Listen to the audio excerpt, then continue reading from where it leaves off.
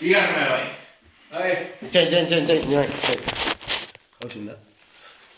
Konduz, eh? Bai.